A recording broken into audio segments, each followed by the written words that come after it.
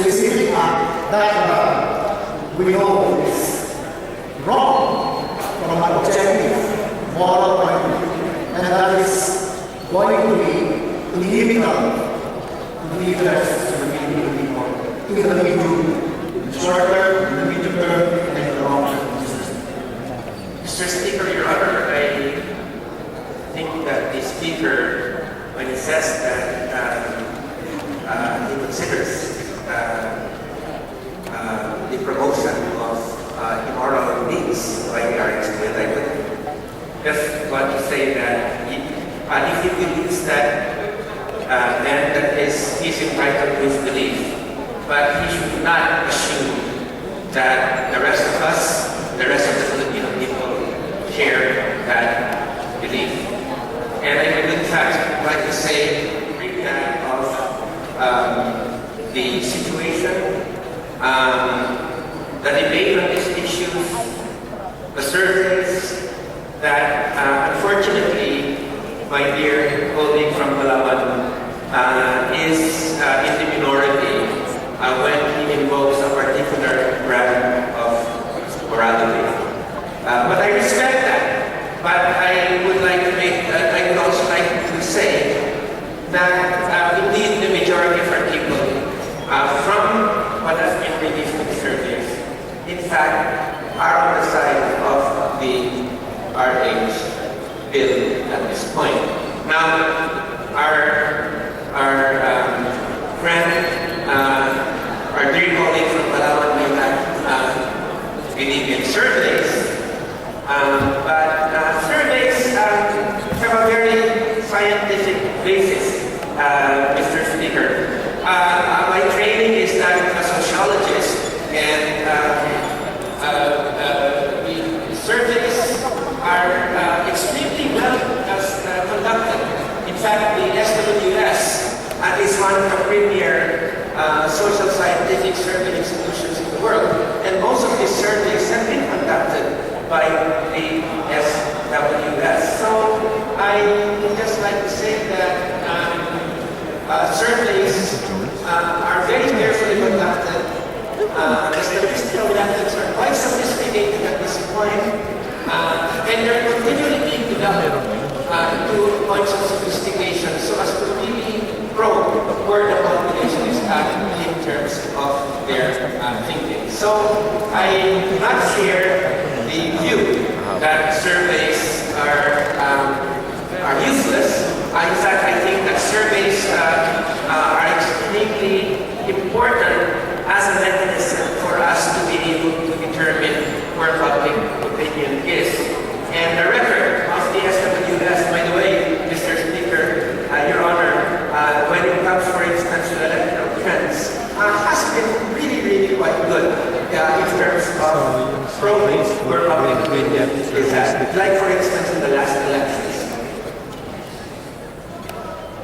Mr. Speaker, my regard on some and open the possibility of being converted into becoming a believer in service. They ask our institution sponsor to give us these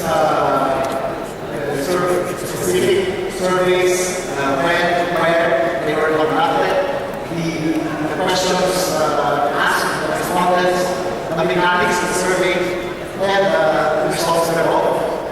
Mr. Speaker.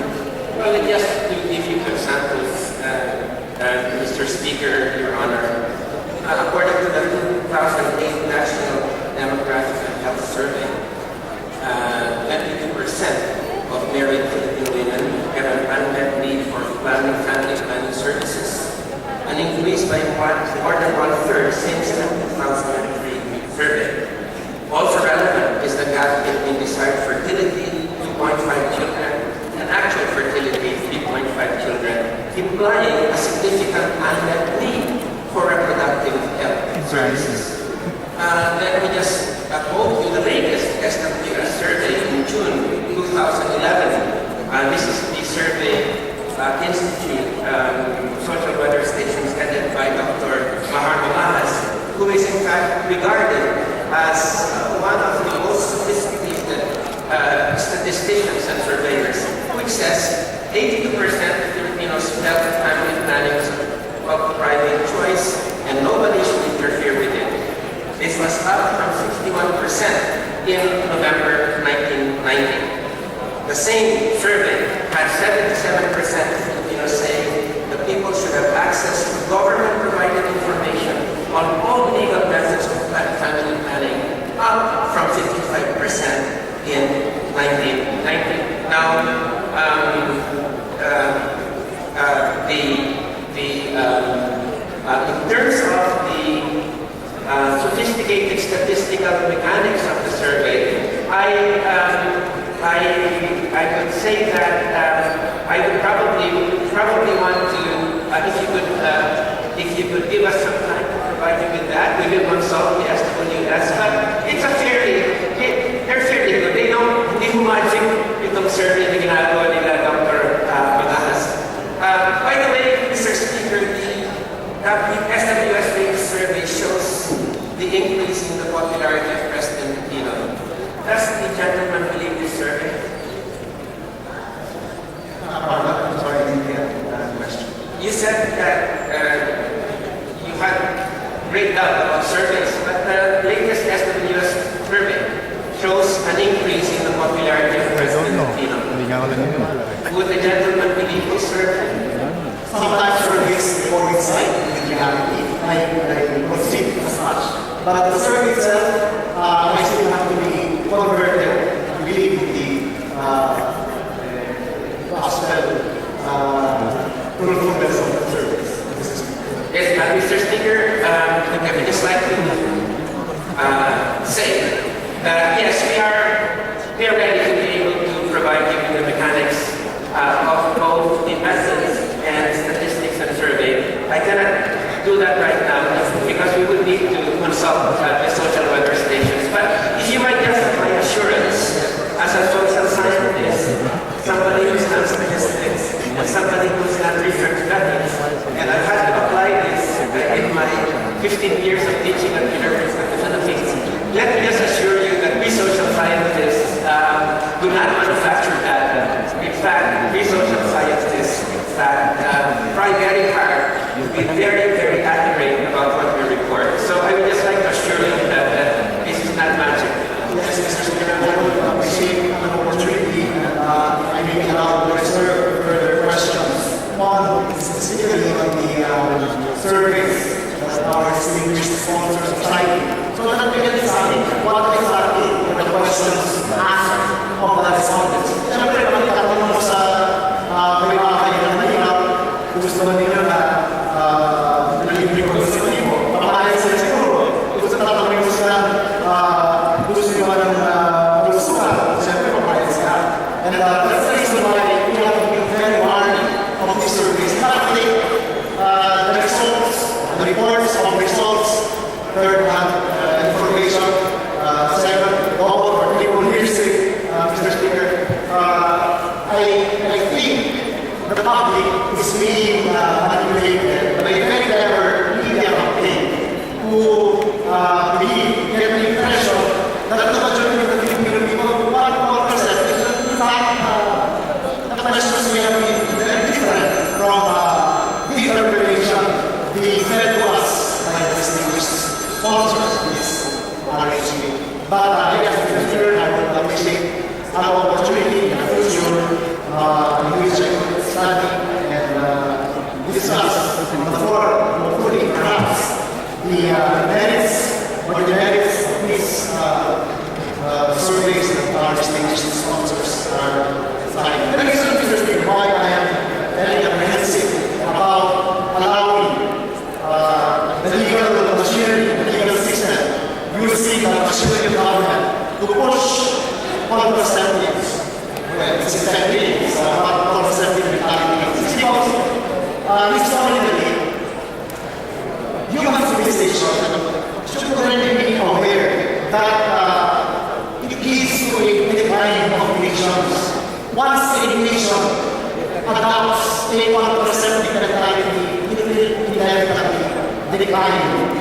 First, in moral fiber, its citizens. Second, in the stability of its families, which are, even our constitution says as much, the family is the basis of society. Economic sentimentality inevitably weaken the family, which is itself the violation of our constitution. And that has been the experience of the United States. If we remember that the bill was invented sometime in the late 50s or early 1960s, and the bill triggered precisely the sexual revolution. Free love, sex without responsibility, pure enjoyment. And that mentality of free love, sexual revolution, led to an increase in divorces. There are studies that I don't know how we get now.